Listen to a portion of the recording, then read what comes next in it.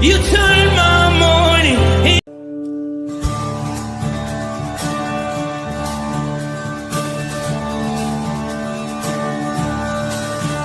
I was buried beneath my shame.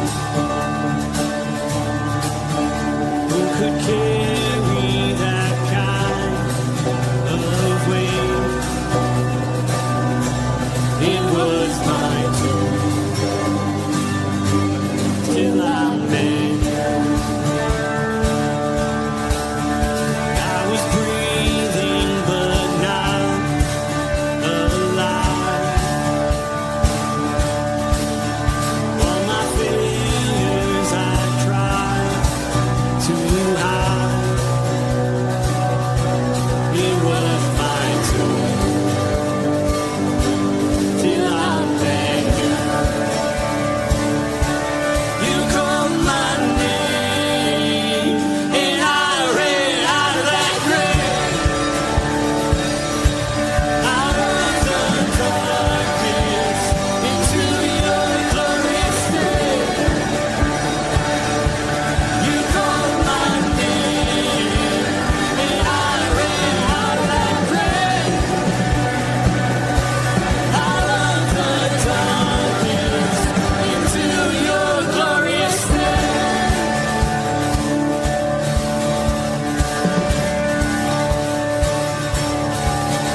Now your mercy has saved my soul. And freedom is all that I know. The old made new. Jesus, when I met you, you called my name and I ran out of that grave, out of the darkness into your glorious day. You called my name and I ran out of that grave, out of the darkness into your glorious day.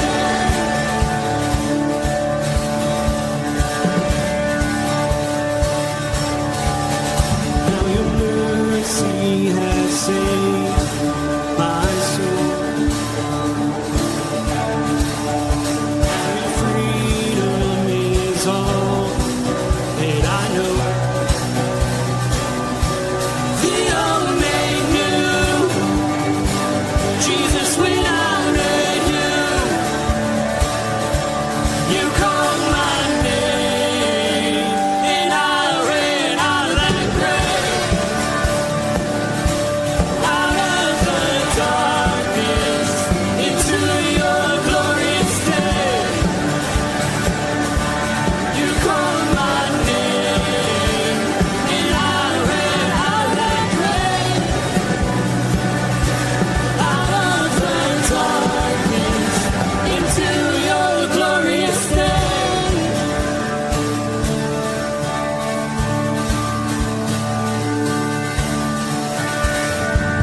I needed rescue, my sin was heavy, but chains break at the weight of your glory. I needed shelter, I was an orphan, now you call me a citizen of heaven. When I was broken, you were my healing, now your love is here and I'm breathing. I have a future, my eyes are open, 'cause when you call my name, I ran out of that grave, out of the darkness into your glorious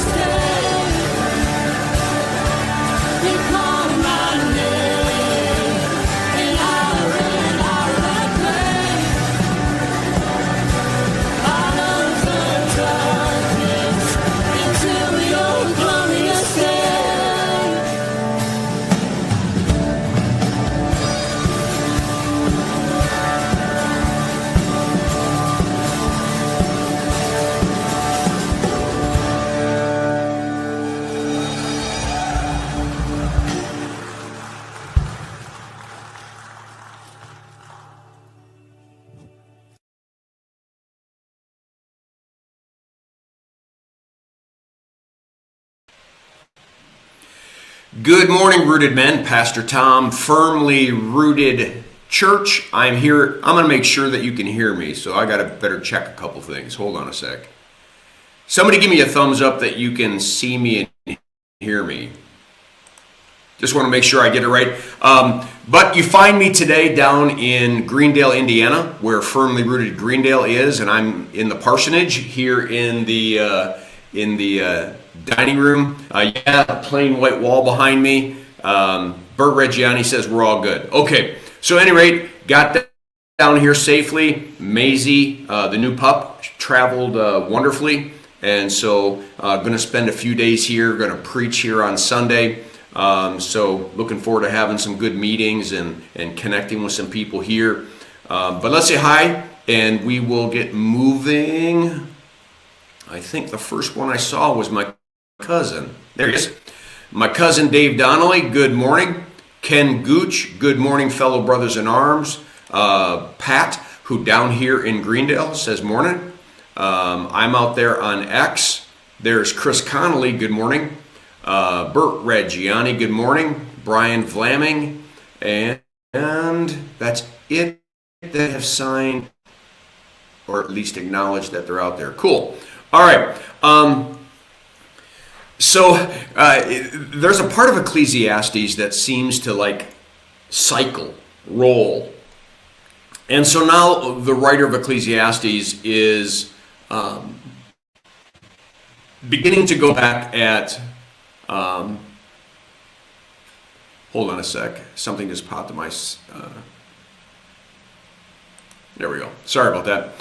Some message popped up on my screen. So there seems to be a cycle here, and now the writer is focusing on predominantly the kingdom of this world. And again, you're going to obviously just face the idea of meaningless, chasing after the wind, vanity. It just doesn't make any sense. What's the advantage, right? And so let me pull up the reading.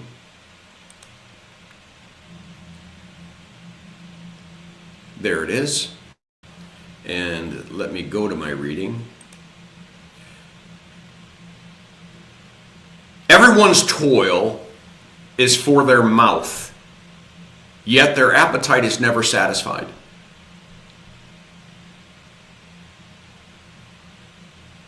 The writer of Ecclesiastes is beginning to say to us is that I realize that in the kingdom of this world, all of our toiling, all of our working ends up being for our consumption. Stuff. Whether it's another car or a bigger house or a better lawnmower, or whether it is the food we eat, or whether it just is constantly getting consumed. We work, and it just gets consumed. And in the end, I'm never satisfied. I want more. I want what the neighbors have. Why do they have more than me? I want. It never gets satisfied, this yearning. And in the back of your mind, you should be thinking about Jesus saying, what does it profit a man if he gains the whole world but forfeits his very soul? See, Jesus says we don't live on bread alone, but on the very word of God. This is the idea here is when I forget about my spirituality, when I forget that I have a soul that needs to be satisfied with spiritual food, then life gets meaningless. What advantage have the wise over fools? Because in the end, we all end up the same. Naked we came into this world, naked we're going to leave. Nothing's going with us. What do the poor gain by knowing how to conduct themselves before others? They don't get any wealthier. Here they are, maybe rightfully thinking and rightfully acting, but from the kingdom of this world, they don't gain. They don't get more wealthy. They still are living a content life, but don't have much. Better what the eyes see than the roving of the appetite. And now the writer is saying, might our eyes sometimes have the ability to see more than the appetite, desire that is never satisfied in our I want. Compare I want versus I see. I want a better truck. I want. I see that I have a house. I see that I have a truck. I see that I am blessed. I see. What's required is that we take our eyes off of ourselves and look outside of ourselves and begin to look at what's truly out there. He says this too is meaningless, a chasing after the wind. Meaningless, a chasing after the wind. Whatever exists has already been named. And what humanity is has been known. This is the whole idea that there's nothing new under the sun.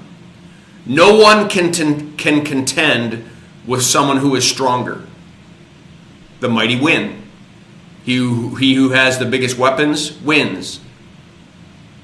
It's almost like this game of King of the Hill. What's the benefit? Who wins? Here's something that every preacher has to worry about. The more the words, the less the meaning.